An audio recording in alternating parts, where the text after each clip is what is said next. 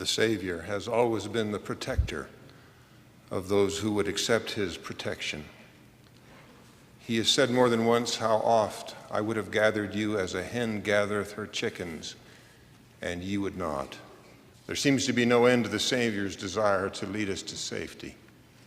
And there is constancy in the way he shows us the path.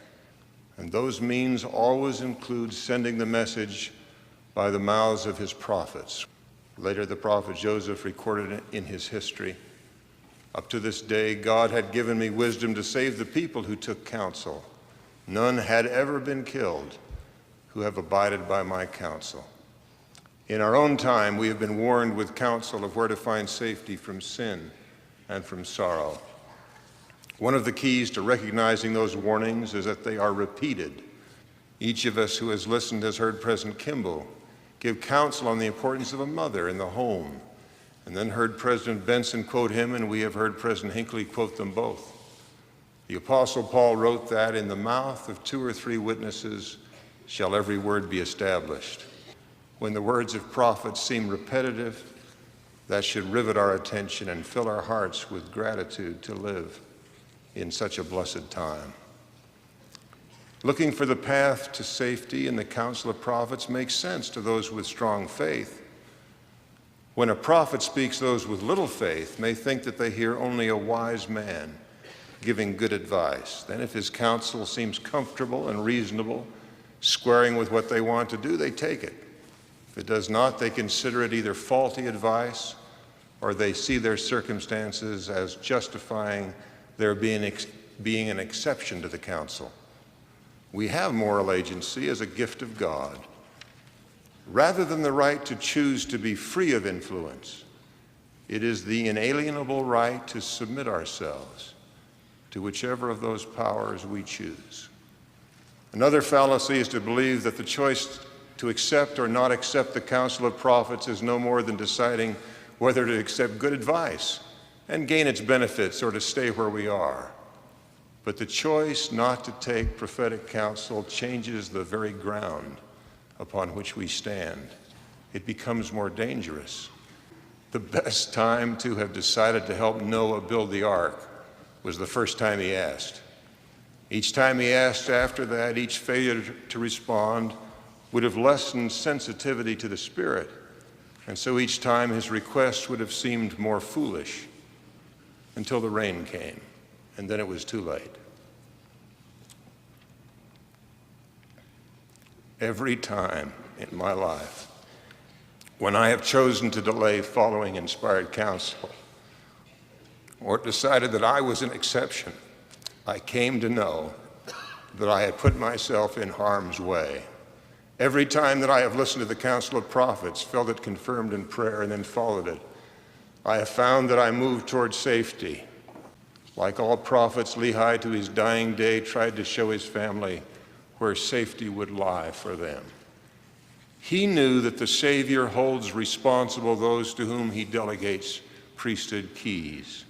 With those keys comes the power to give counsel that will show us the way to safety. Those with keys are responsible to warn, even when their counsel might not be followed. Having listening ears requires humility. You remember the words warning to Thomas B. Marsh. The Lord said, "Be thou humble, and the Lord thy God shall lead thee by the hand and give the answer to thy prayers." There are few comforts so sweet as to know that we have been an instrument in the hands of God in leading someone else to safety. That blessing generally requires the faith to follow counsel when it is hard to do. An example from church history is that of Reddick Newton Allred. He was one of the rescue parties sent out by Brigham Young to bring in the Willie and Martin handcart companies. When a terrible storm hit, Captain Grant, captain of the rescue party, decided to leave some of the wagons by the Sweetwater River as he pressed ahead to find the handcart companies. With the blizzards howling and the weather becoming life-threatening, 2 of the men left behind at the Sweetwater decided that it was foolish to stay. They thought that either the handcart companies had wintered over somewhere or had perished. They decided to return to the Salt Lake Valley and tried to persuade everyone else to do the same. Reddick Allred refused to budge. Brigham had sent them out, and his priesthood leader had told him to wait there. The others took several wagons, all filled with needed supplies, and started back. Even more tragic, each wagon they met coming out from Salt Lake, they turned back as well. They turned back 77 wagons, returning all the way to Little Mountain, where President Young learned what was happening and turned them around again. When the Willie Company was finally found and had made that heart-rending pull up and over Rocky Ridge, it was Reddick Allred and his wagons that waited for them. In this conference, you will hear inspired counsel, for instance, to reach out to the new members of the church. Those with the faith of Reddick Newton Allred will keep offering friendship, even when it seems not to be needed or to have no effect. They will persist when some new member reaches the point of spiritual exhaustion. They will be there, offering kind words and fellowship. They will then feel the same divine approval Brother Allred felt when he saw those handcart pioneers struggling toward him, knowing he could offer them safety because he had followed counsel when it was hard to do. While the record does not prove it, I am confident that Brother Allred prayed while he waited.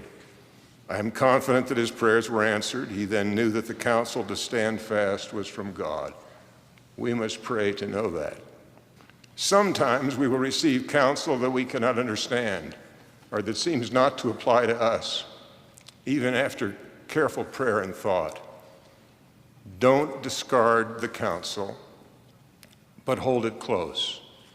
If someone you trusted handed you what appeared to be nothing more than sand, with the promise that it contained gold, you might wisely hold it in your hand a while, shaking it gently. Every time I have done that with counsel from a prophet, after a time, the gold flakes have begun to appear, and I have been grateful.